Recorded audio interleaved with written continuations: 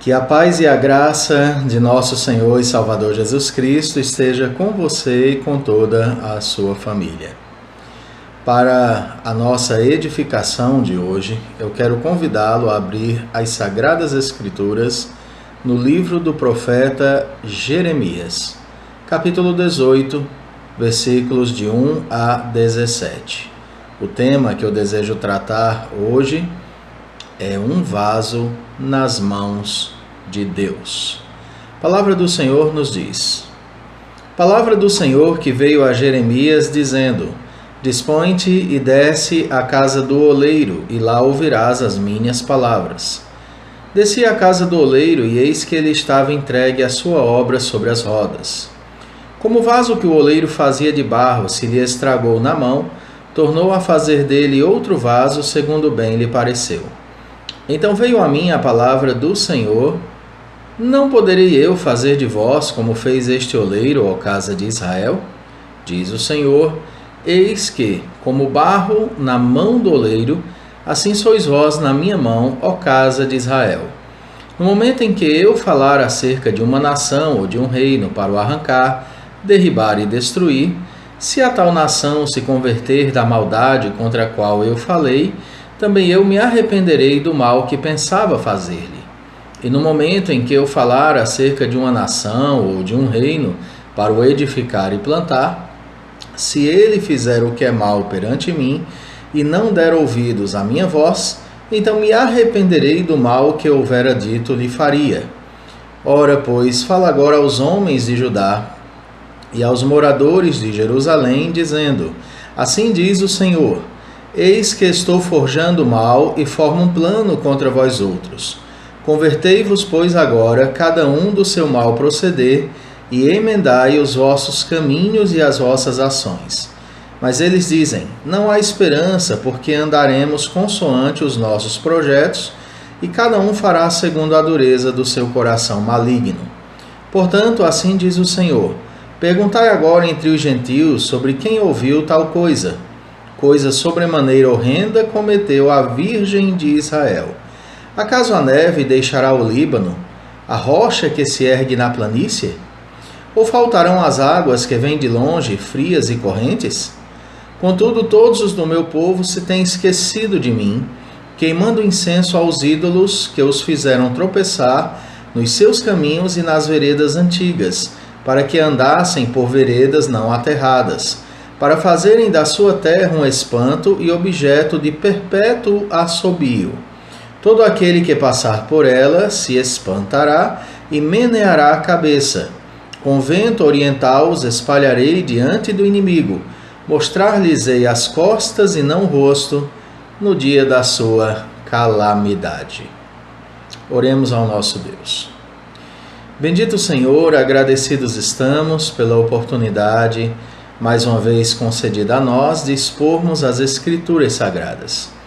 Pedimos a Ti que as utilize para abençoar as vidas que assistem esta mensagem hoje e que elas sejam edificadas e fortalecidas na paz e na graça que advém do trono do Senhor. Em nome de Jesus. Amém. Eu creio que algumas das perguntas mais importantes da vida, meus queridos irmãos e amigos, seja a primeira: quem Deus é? E a segunda: o que Ele deseja de nós? Estas perguntas encontram uma resposta clara na Confissão de Fé de Westminster, no seu capítulo 2, seção 1, que diz exatamente assim: Há um só Deus vivo e verdadeiro, o qual é infinito em seu ser e perfeições. Ele é um Espírito puríssimo, invisível, sem corpo, membros ou paixões. É imutável, imenso, eterno, incompreensível. Onipotente, onisciente, santíssimo, completamente livre e absoluto, fazendo tudo para a sua própria glória e segundo o conselho da sua própria vontade, que é reta e imutável. É cheio de amor, é gracioso, misericordioso, longânimo, muito bondoso e verdadeiro remunerador dos que o buscam e, contudo, justíssimo e terrível em seus juízos, pois odeia todo o pecado e de modo algum terá por inocente o culpado. Notem, queridos, que nosso Deus nos ama de forma profunda e inconfundível. Ninguém tem tanto amor quanto Ele a nós, e nós, por nossa vez, costumamos viver, queridos, como se Deus não existisse ou não fosse tão importante para nós. Nas crises espirituais, vivemos dissolutamente como se Deus não fosse santo e não desejasse, que nós, como seu povo que somos, também não fôssemos santos. Pai Santo, meus amados, deseja que seus filhos também sejam santos. Por essa razão, Deus usou Jeremias para falar à nação de Israel.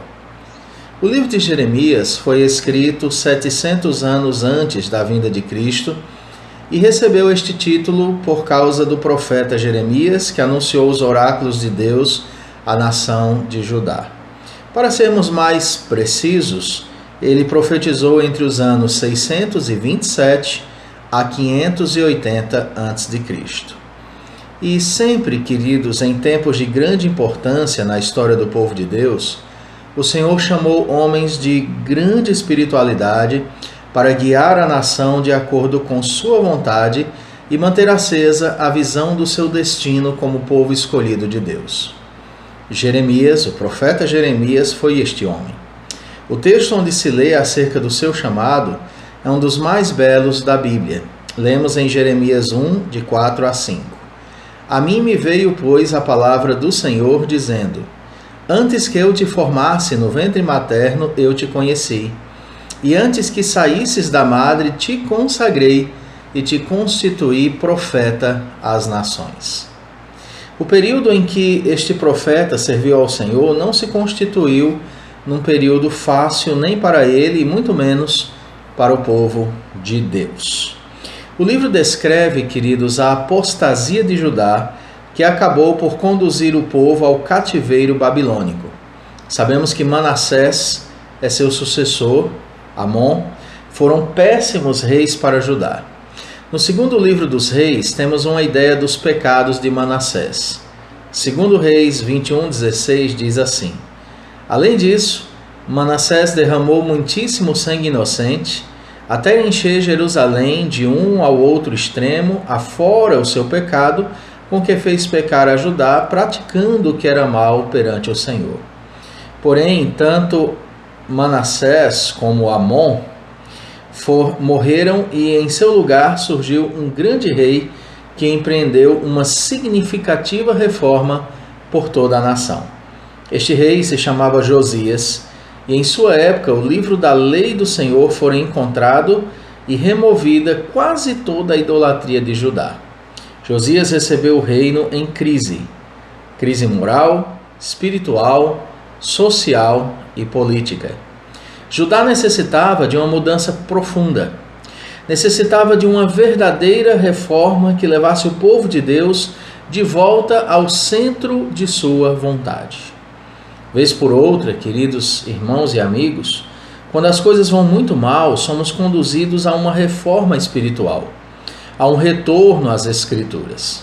Outro exemplo importante que ilustra bem o que eu acabo de mencionar ocorreu no ano de 1517, quando Deus usou Martinho Lutero para reformar a sua igreja. E da mesma maneira como Deus fez em 1517 com Lutero, ele fez entre os anos 640 a 610 a.C. com o rei Josias em Judá. Esta reforma encontra-se registrada no segundo livro de Reis, capítulo 23, versículos de 4 a 14.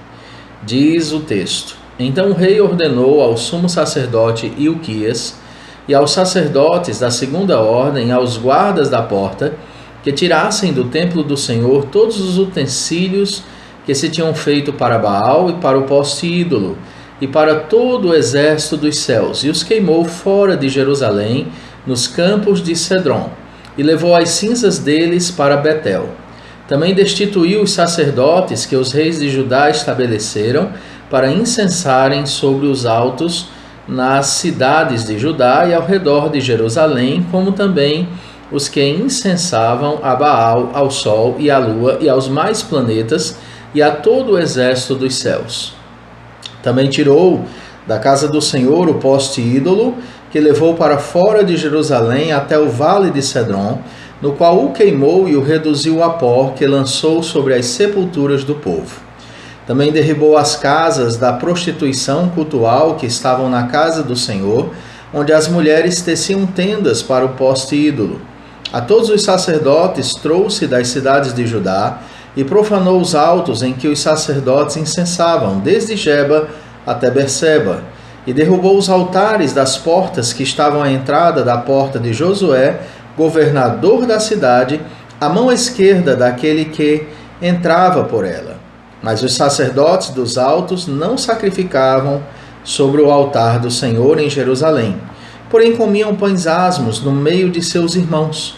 Também profanou a Tofete, que está no vale dos filhos de Rinom, para que ninguém queimasse a seu filho ou a sua filha como sacrifício a Moloque. Também tirou os cavalos que os reis de Judá tinham dedicado ao sol, à entrada da casa do Senhor, perto da câmara de Natã-Meleque, o camareiro, a qual ficava no átrio, e os carros do sol queimou. Também o rei derribou os altares que estavam sobre a sala de Acás, sobre o terraço, altares que foram feitos pelos reis de Judá, como também os altares que fizera Manassés nos dois átrios da casa do Senhor, e esmigalhados os tirou dali e lançou o pó deles no ribeiro de Cedron. O rei profanou também os altos que estavam defronte de Jerusalém, à mão direita do monte da destruição, os quais edificara Salomão, rei de Israel, para Astarote, abominação dos sidônios, e para Quemos, abominação dos moabitas, e para Milcom, abominação dos filhos de Amon. Semelhantemente fez em pedaços as colunas e cortou os postes ídolos, e o lugar onde estavam encheu ele de ossos humanos. Essa leitura que eu acabo de fazer pode ter despertado uma curiosidade em você que me assiste nesse momento. Essa curiosidade talvez seja: o que isso tem a ver com Jeremias, com o texto dessa noite, com o tema que estamos tratando, um vaso nas mãos de Deus? Queridos, Jeremias ele nasce neste período de reforma com o rei Josias. Porém, Josias morre e, por conseguinte, o seu sucessor Jeoacás, que era seu quarto filho, assume o trono e leva o povo a cometer todos os pecados de seus antepassados. Jeremias é levado pelo Senhor para profetizar contra esses pecados de Judá. Uma vez que o Senhor é santo, queridos, ele não poderia ser conivente com tamanha pecaminosidade da nação que se chama pelo seu nome. Porém, ainda que insatisfeito com as traições espirituais de Judá, o Senhor não deixou de amar o seu povo. Estava disposto a discipliná-lo para resgatá-lo de sua conduta pecaminosa. E aí, queridos, o texto de hoje contém um chamado do Senhor para que o povo se arrependa e se volte para ele e o sirva como o único Deus vivo e verdadeiro. A mensagem de Jeremias é a seguinte: Deus está profundamente insatisfeito com você, Judá, mas deseja que você se arrependa de seus erros, pois do contrário, ele o punirá. E aí, queridos, eu chamo a vossa atenção para o texto dessa noite especificamente, porque há algo nele que nós precisamos compreender antes de mergulharmos propriamente dito na mensagem em si essa noite.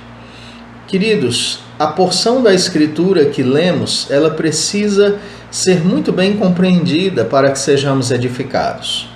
E quando olhamos para essa passagem, vemos três questões claras. Elas são, primeiramente, o que o Senhor mostra a Jeremias. Segundo, o que o Senhor diz a Jeremias. E terceiro, o que o Senhor ordena a Jeremias. Quero chamar esses três elementos para facilitar a nossa compreensão de visão, mensagem e aplicação. Dito isso, eu chamo a sua atenção para a visão que Jeremias recebe aqui. O que o Senhor mostra a Jeremias? Queridos, com respeito à visão, ela é bastante clara. Está contida nos versículos de 1 a 4, E Deus diz a Jeremias nestes versos que ele desça até a casa do oleiro, do homem que tomou barro em suas mãos e com esse barro produz um utensílio conforme sua imaginação, capacidade e desejo. E no versículo de 1 a 3 nós lemos: Palavra do Senhor que veio a Jeremias dizendo: Dispõe-te e desce à casa do oleiro e lá ouvirás as minhas palavras. Desci à casa do oleiro e eis que ele estava entregue à sua obra sobre as rodas. O profeta está observando o trabalho do oleiro quando de repente algo dá muito errado. Algo dá errado na obra que ele está fazendo e o vaso se lhe estraga nas mãos. Jeremias observa que o oleiro toma o mesmo barro que perdeu a forma desejada e trabalha este barro para produzir novo vaso conforme ele deseja. O versículo 4 é a chave desta visão.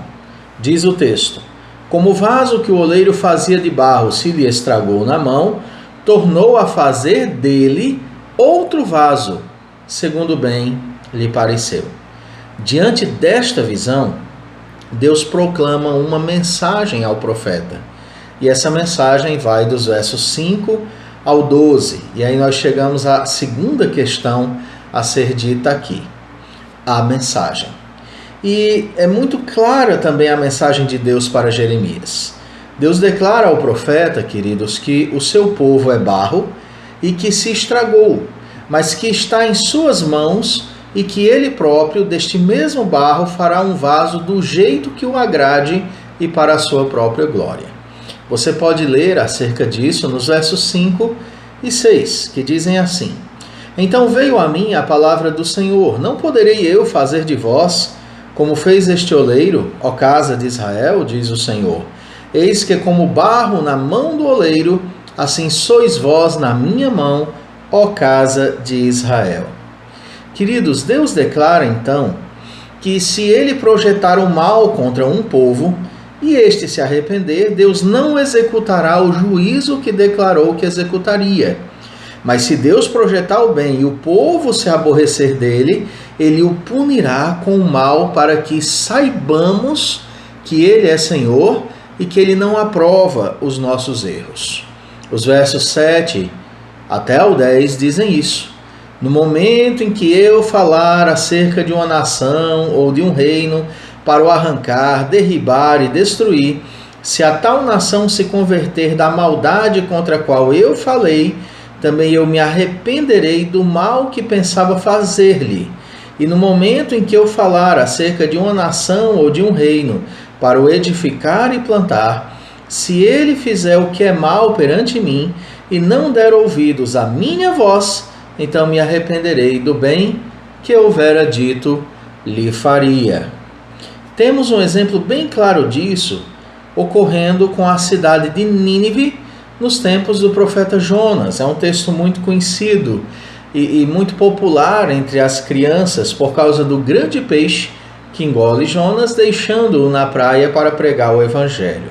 Jonas profere o juízo do Senhor sobre o povo, que, tomado de temor, se arrepende verdadeiramente de seus pecados, e por isso o Senhor não projeta o mal que declarou que enviaria, pois houve arrependimento genuíno. Como gosto de fundamentar muito bem as coisas, não apenas citá-las, então no livro de Jonas, no capítulo 3, versos de 5 a 10, você irá ler sobre isso. Permita-me ler para você. Os ninivitas creram em Deus e proclamaram um jejum e vestiram-se de panos de saco, desde o maior até o menor. Chegou essa notícia ao rei de Nínive. Ele levantou-se do seu trono, tirou de si as vestes reais, cobriu-se de pano de saco e assentou-se sobre cinza.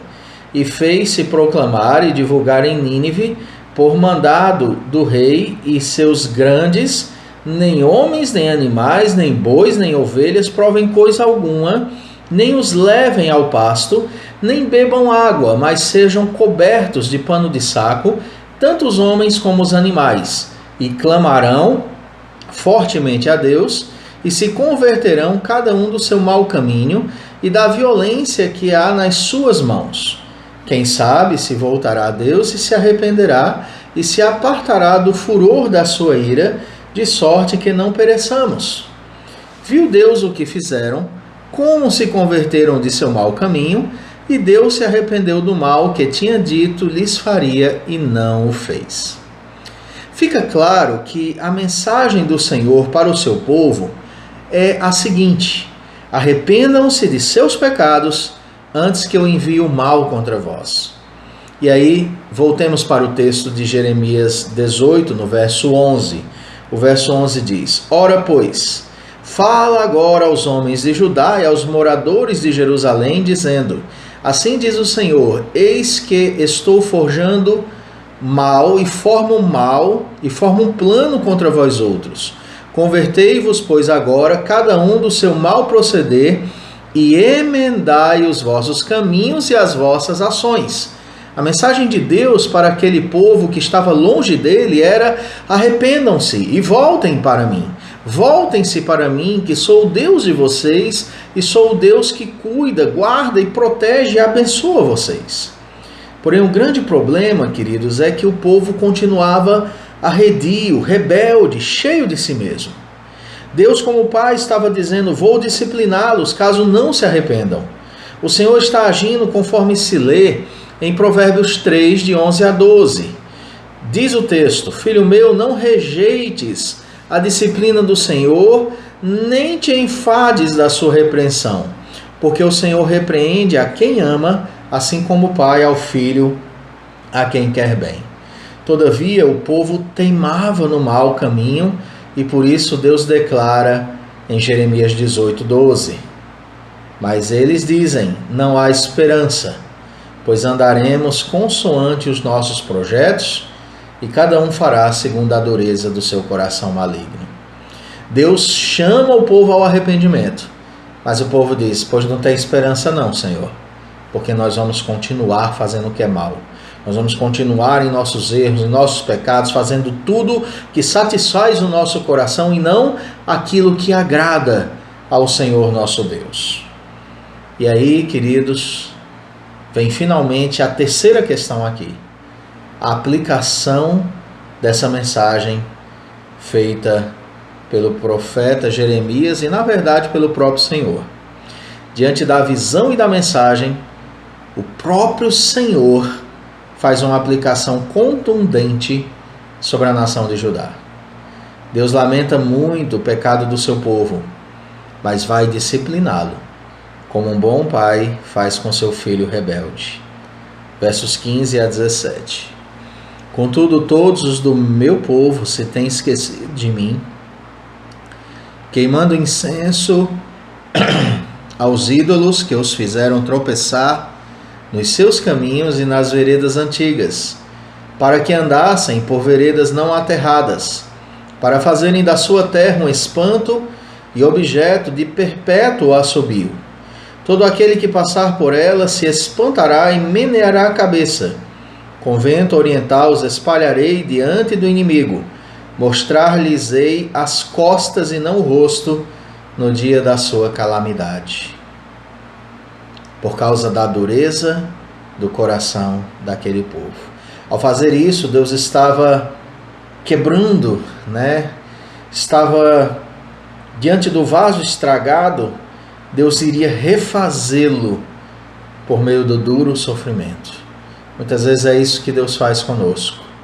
Queremos nos manter no caminho da rebeldia e então Deus, amorosamente, nos quebra e faz de novo. E Deus cumpriu isso cabalmente.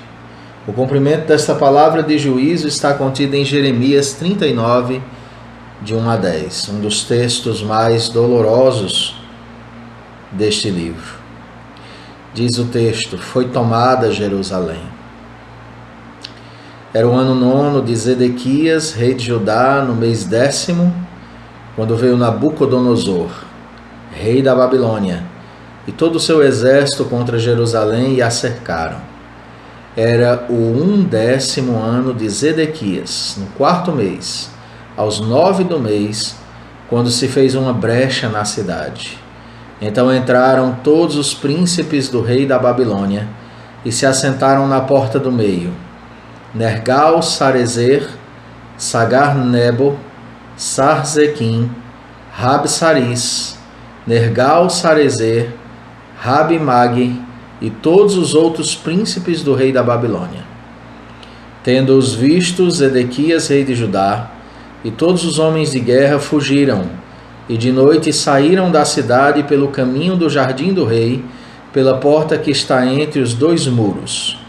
Zedequias saiu pelo caminho da campina, mas o exército dos caldeus os perseguiu e alcançou a Zedequias nas campinas de Jericó. Eles o prenderam e o fizeram subir a Ribla, na terra de Ramate, a Nabucodonosor, rei da Babilônia, que lhe pronunciou a sentença. O rei da Babilônia mandou matar em Ribla os filhos de Zedequias à vista deste. Também matou a todos os príncipes de Judá. Vazou os olhos a Zedequias e o atou com 2 cadeias de bronze para o levar à Babilônia. Os caldeus queimaram a casa do rei e as casas do povo e derrubaram os muros de Jerusalém. O mais do povo que havia ficado na cidade, os desertores que se entregaram a ele e os sobreviventes do povo, Nebuzaradã, o chefe da guarda, levou os cativos para a Babilônia. Porém, dos mais pobres da terra que nada tinham, deixou Nebuzaradã, o chefe da guarda, na terra de Judá, e lhes deu vinhas e campos naquele dia. Que duro! Que castigo amargo! Quanta dor para o povo do Senhor ali. E entendendo então esse contexto de Jeremias e entendendo tudo que esses textos falam a nós, diante destas questões reveladas pelo texto, nós precisamos compreender algumas verdades relacionadas agora a nós como vasos do oleiro. Há importantes aplicações para a nossa vida nesta porção das Escrituras, mas eu quero destacar 3 para você pensar comigo hoje. Primeira delas: como vasos de barro, dependemos do oleiro. Prova-se isso pelo fato de que o formato de qualquer vaso depende do querer criativo do oleiro.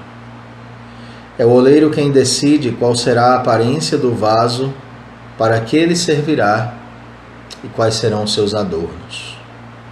Deus, queridos, o nosso soberano oleiro, também decidiu na eternidade como nós seríamos, onde nasceríamos, qual seria a nossa missão nesta terra. As qualidades que possuímos foram dádivas dele. Ele nos fez para a sua própria glória e propósitos. O salmista Davi compreendia bem isso e expressou sua fé por meio do Salmo 139, de 14 a 16. Deus é soberano, queridos. E esse texto que eu acabo de citar diz: graças te dou, visto que por modo assombrosamente maravilhoso me formaste. As tuas obras são admiráveis, e a minha alma o sabe muito bem. Os meus ossos não te foram encobertos quando no oculto fui formado e entretecido como nas profundezas da terra.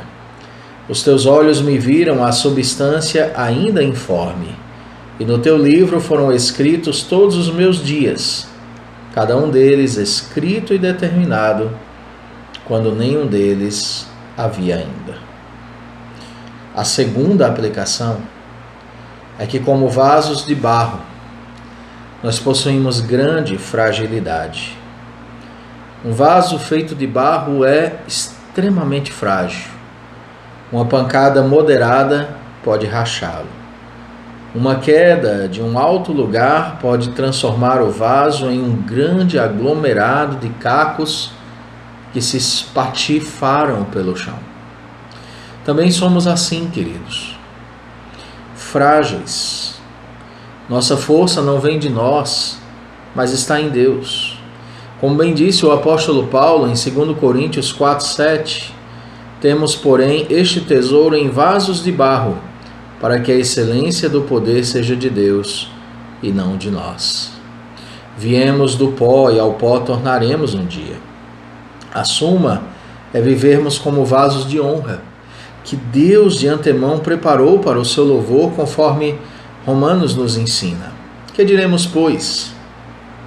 Se Deus, querendo mostrar a sua ira e dar a conhecer o seu poder, suportou com muita longanimidade os vasos de ira preparados para a perdição, a fim de que também desse a conhecer as riquezas da sua glória em vasos de misericórdia, que para a glória preparou de antemão, os quais somos nós, a quem também chamou não só dentre os judeus, mas também dentre os gentios.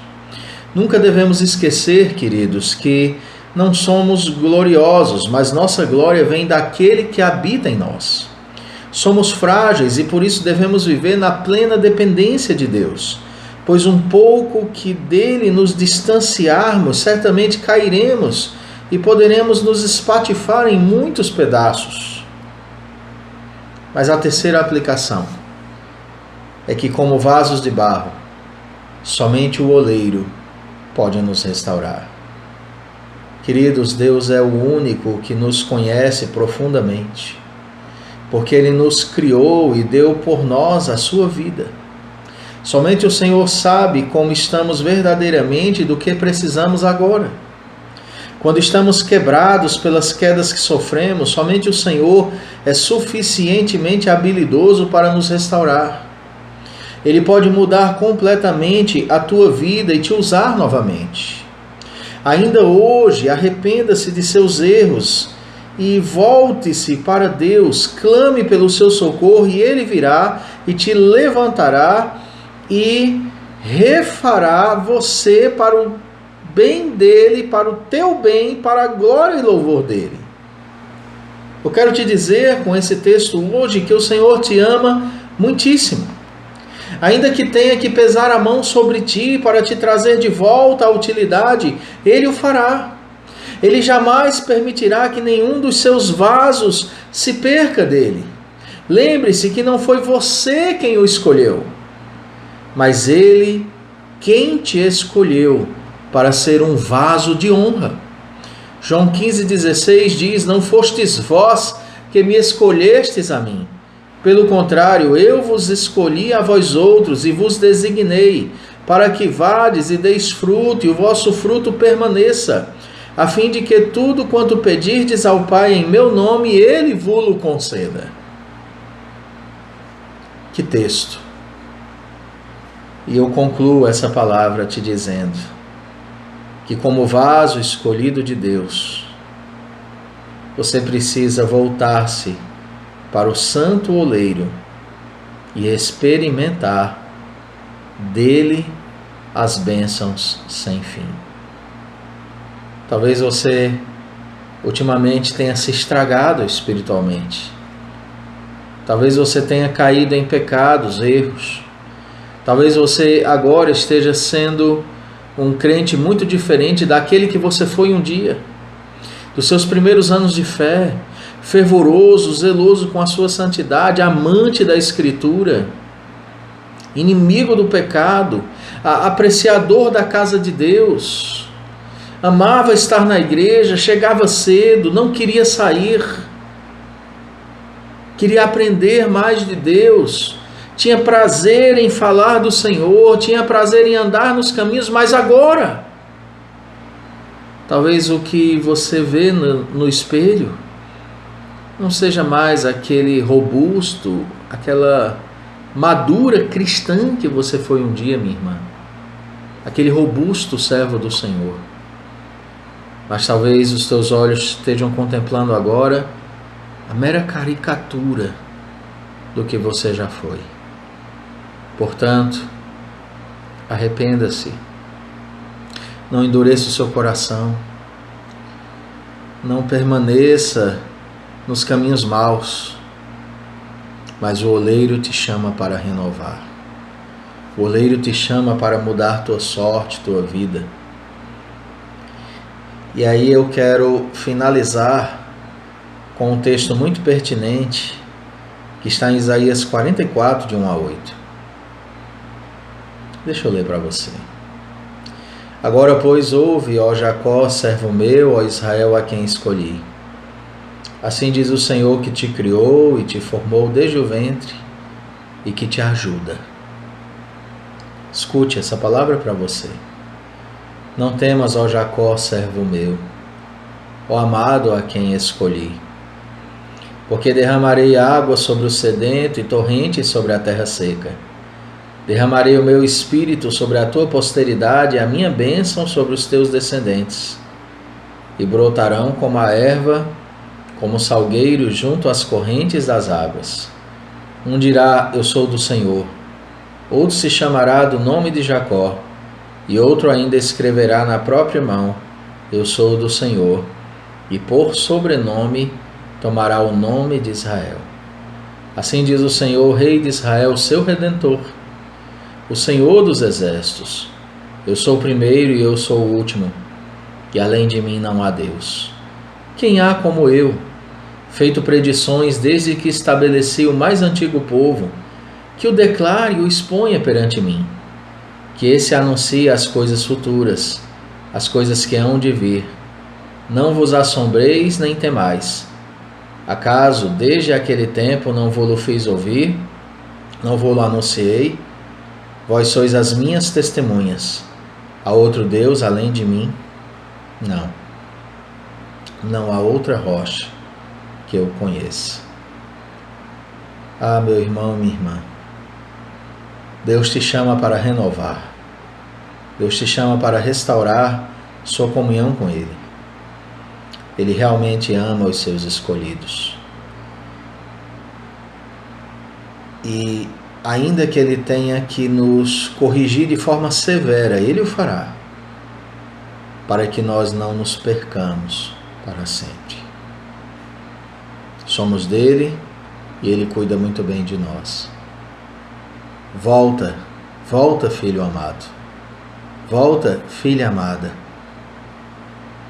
a provar e a viver o melhor de Deus. Quando eu digo o melhor de Deus, não é que Deus não tenha o melhor. Deus é o melhor, mas que você viva o seu melhor tempo com Deus novamente. Portanto, dobre seus joelhos, incline sua alma diante de Deus. Confesse agora quais são os pecados que têm te afastado do Senhor e peça que Ele te levante. E se essa oração for sincera, Ele te levantará. E talvez você não tenha que passar por duras disciplinas como aquele povo para entender que só o Senhor é Deus. Querido Pai, nós oramos nesse momento pedindo ao Senhor muita graça e misericórdia para que nós não nos percamos em nós mesmos, não continuemos nos erros que imperam em nossa alma, mas que nos voltemos piedosamente para Ti, Senhor. Refaz a nossa vida. Somos barro em Tuas mãos. Nos refaça para a Tua glória. Em nome de Jesus. Amém. Deixo você com a paz e a graça de Cristo. Lembrando que todos os dias nesse canal sai uma reflexão às 5 horas da manhã. Você pode assistir das 5 em diante, qualquer horário que te for mais conveniente. E domingos, terças e quintas, nós temos pregações e estudos aqui. Que Deus te abençoe, te guarde, te fortaleça. Obrigado pela sua atenção. Se você conhece alguém precisando dessa palavra, não hesite em enviar e pedir com amor e carinho que assista, para que a vida seja abençoada pela palavra de Deus. Até o próximo vídeo, se o Senhor nos permitir.